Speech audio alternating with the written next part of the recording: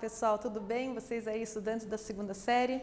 Espero que estejam estudando bastante. Eu sou a professora Renata, da disciplina de Matemática, e na aula de hoje nós vamos resolver exercícios que envolvem a circunferência trigonométrica. Então, nós vamos aí verificar primeiro o reconhecimento do que é uma circunferência trigonométrica. É bem importante, tá? Verificar qual é a diferença entre uma circunferência trigonométrica e uma circunferência qualquer. A diferença entre elas é de que a circunferência trigonométrica, ela tem um raio unitário.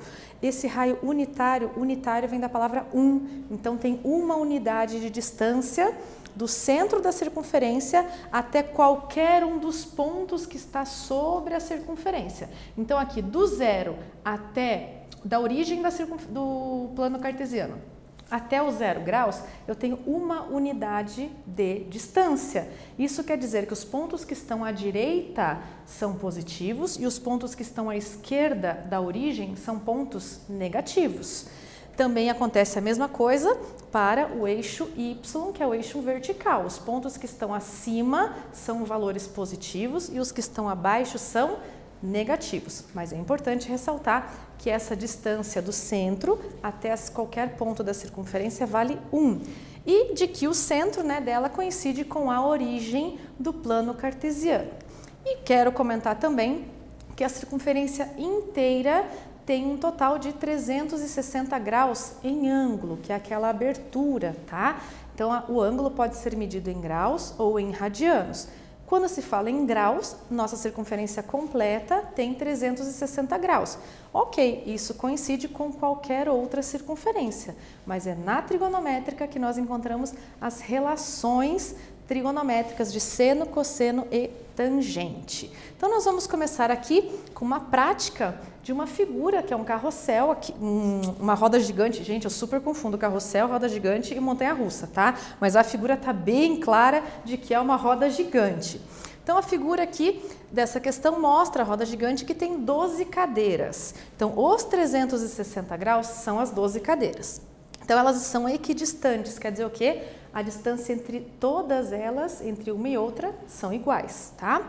Então a roda gigante gira 870 graus no sentido anti-horário, que é o sentido indicado aqui da flechinha.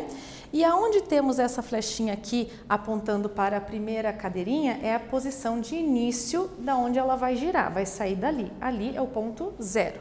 Então, no sentido anti-horário, onde será que vai parar essa cadeira aqui que está assinalada com a seta? Então, vejam quantas voltas essa roda gigante vai dar, na circunferência e em que ponto que ela vai parar, onde estará essa cadeira. Vamos lá?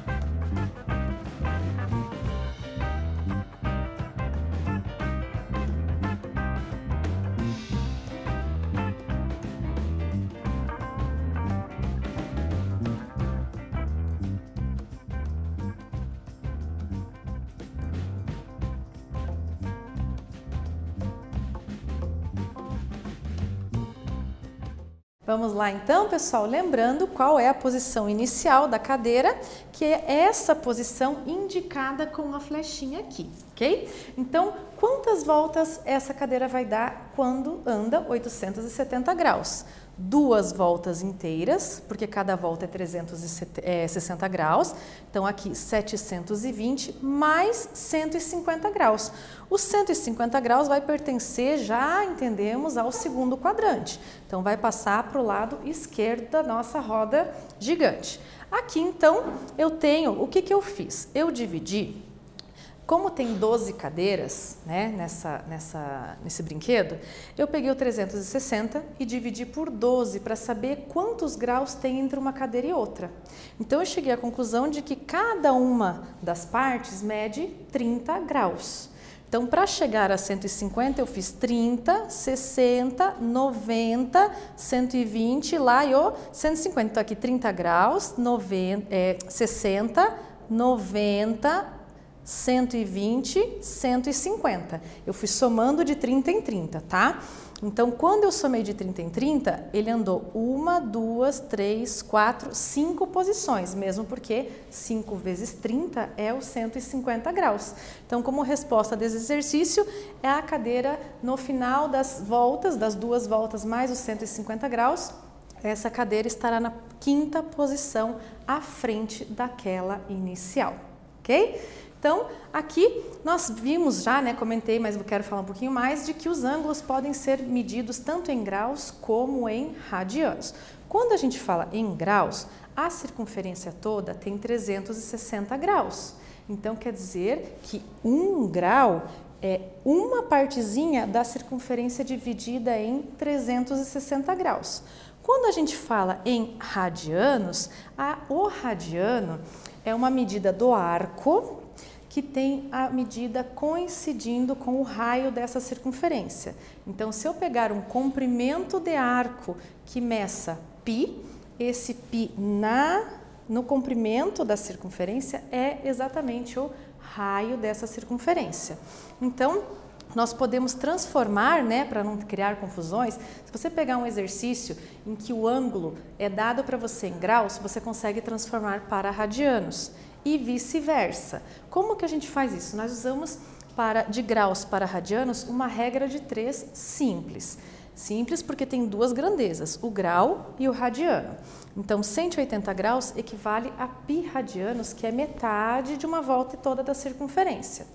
O ângulo que você tenha lá no seu exercício para transformar em radianos vai ser o teu alfa aqui. E o x é o quanto você quer saber. Mas, se você quiser transformar de radiano para graus, mais tranquilo ainda, só substituir o π por 180 graus e efetuar a multiplicação ou divisão ou a operação que esteja sendo indicada ali naquele ângulo escrito em radianos. Então, para que vocês possam praticar, eu trouxe uma atividade aqui em que vocês têm tanto de graus para radianos como de radianos para graus para transformar. Então, aproveitem esse momento para fazer no seu caderno essa atividade, deixar registrado para depois poder verificar se você acertou.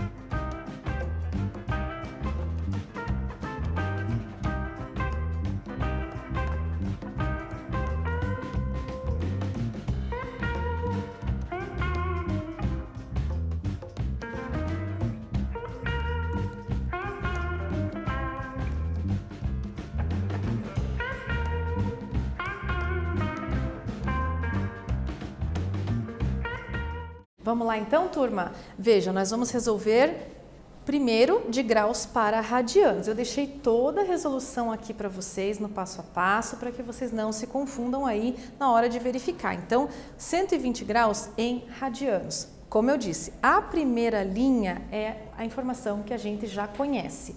Nós sabemos que 180 em graus equivale a π radianos, então sempre vai começar por essa linha. O que muda é a segunda linha. Aqui eu quero escrever 120 graus em radianos. Então, 120 é um x radianos que eu não sei. Uma dica muito importante para você não errar nenhuma regra de 3.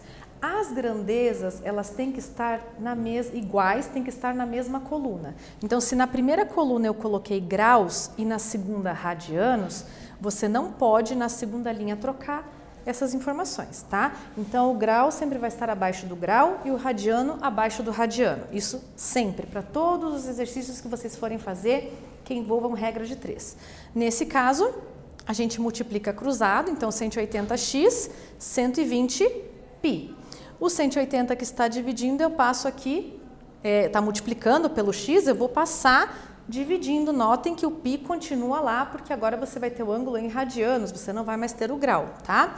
Aqui eu simplifiquei tudo primeiro por 10 e depois por 6. Mas se você quiser simplificar tudo por 60 de uma vez só, também vai dar certo. Então, ficou que 120 graus equivale a 2/3 de π em radianos. E para transformar de radianos para graus, eu só coloquei o 180 no lugar do π. Então aqui, ó, ficou 2 vezes 180, tudo isso dividido por 7. Veja que não aparece mais o radiano, porque no lugar do π eu coloquei 180 graus. Multiplico 2 vezes 180 e divido por 7. É isso que você vai fazer. Vai dar aproximadamente, então, 51,43 em graus, tá? Não quer dizer que você não possa ter aí graus que sejam decimais. Então, é importante aí ressaltar também essa possibilidade para vocês.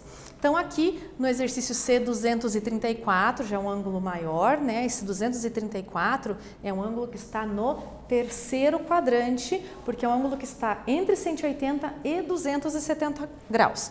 Então, substituindo aqui no lugar do ângulo anterior, a gente coloca o 234, fica no mesmo esquema, o 180 multiplicando, passa dividindo, multipliquei todo mundo aí por 18, tá? Multipliquei numerador e denominador por 18. Ah, professora, mas eu não consigo ver assim de cara que é o 18. Vai fazendo por 2, depois não dá mais por 2, tenta por 3. O importante é deixar sempre o número em radianos na forma irredutível. Na matemática, todas as frações como resposta estão na forma irredutível, ok? Então, aqui ficou 13π sobre 10 radianos. E por último, 3π sobre 5, no lugar do π o 180, aí é mais tranquilo, né? Fazer a multiplicação, aquela divisão da exata, equivale 3π sobre 5 em radianos a 108 graus. Realmente eu espero que vocês refaçam esse exercício, né? Para que vocês fixem bem essa transformação de unidades que é muito usada. E nós já estamos quase chegando aí em abordagem com relação a esse assunto. Então, nós não vamos ficar muito tempo ainda muito nesse assunto. Aí, é claro, né, envolve, com relação à circunferência, nós temos o envolvimento do comprimento da circunferência. Essa experiência foi passada para vocês há muito tempo atrás, né, de você fazer a divisão do comprimento de uma circunferência qualquer pelo seu diâmetro. E aí você chega no número π. Quando que você viu isso? Você viu isso quando você estudou números irracionais, porque o π é um número irracional, é uma dízima não periódica e infinita.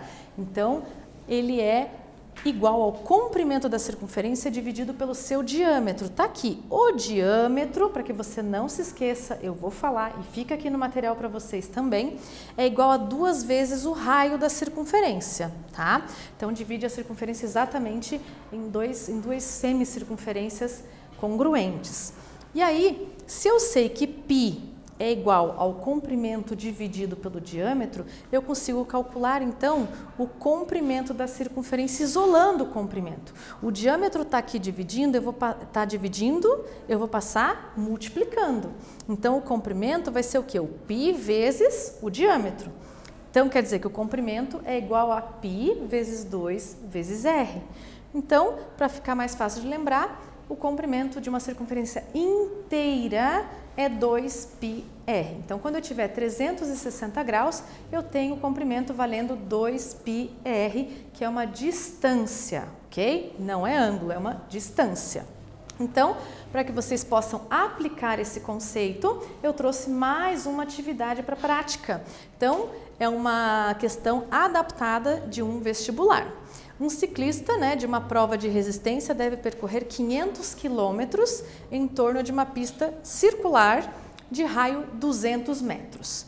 Qual é o número aproximado de voltas que ele deve dar? Então, notem que aí nós temos que ele vai percorrer 500 quilômetros, é dado em quilômetros, e que a pista tem 200 metros. São unidades de medidas diferentes. Tomem atenção aí na hora de resolver esse exercício para fazer a transformação de unidades corretamente.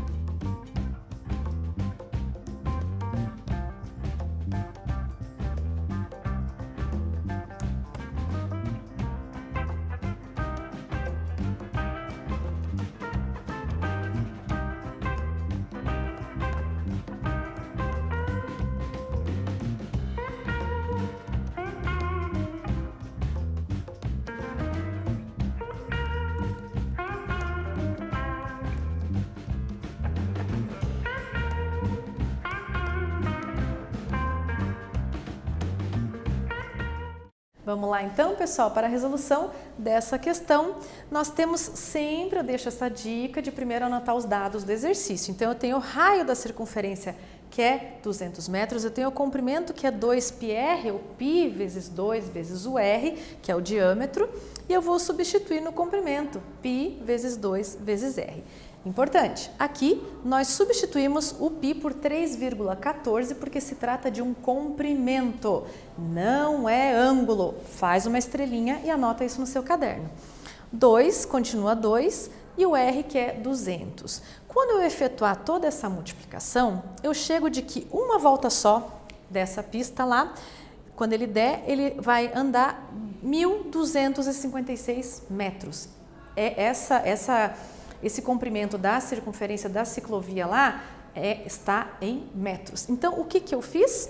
Eu deixei aqui a informação para a gente não esquecer no próximo slide, né? 1.256 metros uma volta, e para percorrer 500 quilômetros. 500 quilômetros é 500 vezes 1.000 em metros, porque 1 quilômetro tem 1.000 metros. Então, multipliquei por 1.000, por isso que ficou 500.000 metros.